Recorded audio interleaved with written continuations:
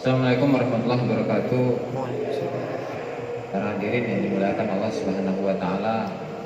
Pada kesempatan kali ini saya akan membahas tentang apa saja hikmah-hikmah yang didapatkan oleh seseorang yang mengeluarkan zakat fitrah. Ya, karena memang pada hari ini muslimin dan muslimat itu sebentar lagi akan menyambut bulan suci, akan menyambut hari raya Idul Fitri, sehingga seperti dalam sebuah kewajiban yang diperintahkan oleh Allah Subhanahu wa taala agar zakat fitrah itu harus dilaksanakan oleh setiap muslim yang mampu.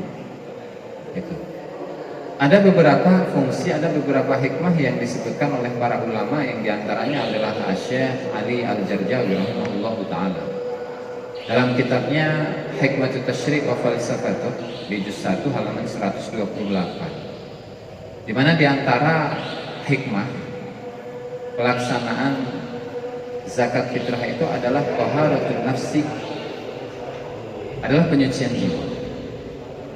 Sebagaimana dalam sebuah hadis Rasulullah Shallallahu Alaihi Wasallam telah menyabdakan bahwa amalu ibni Adam, amalus shaimina mu'allaqun bainas sama'i wal ard illa idza adda zakat al-fitri.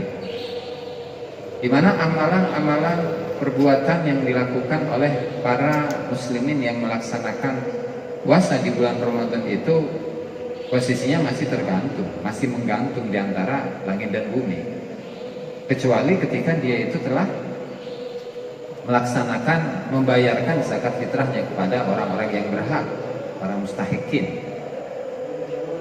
Nah, sehingga para ulama menafsiri ayat ini dengan apa?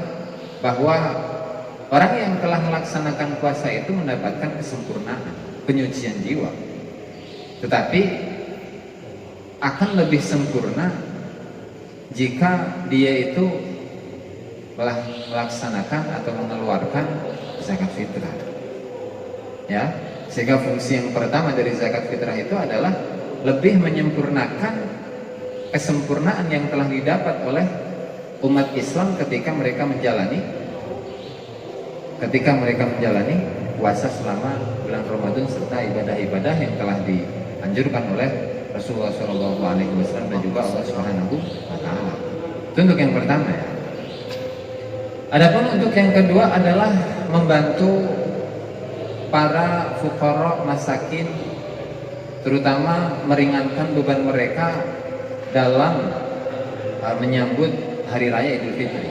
Ya, karena memang biasanya orang yang berada atau masuk pada Idul Fitri, hari raya Idul Fitri, itu kan biasanya pakaiannya baru, kemudian makanannya banyak, warna-warni dan lain sebagainya. Sementara yang namanya fuqara dan masakin itu ya tidak seperti itu.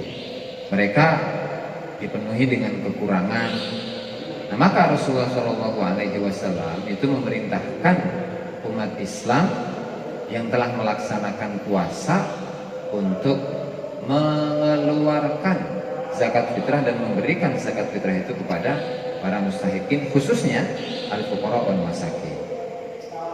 Dalam sebuah hadis Rasulullah Shallallahu Alaihi Wasallam itu telah bersabda, al-ghunu al-fuqara wal masakin anis su'ali fi hadri.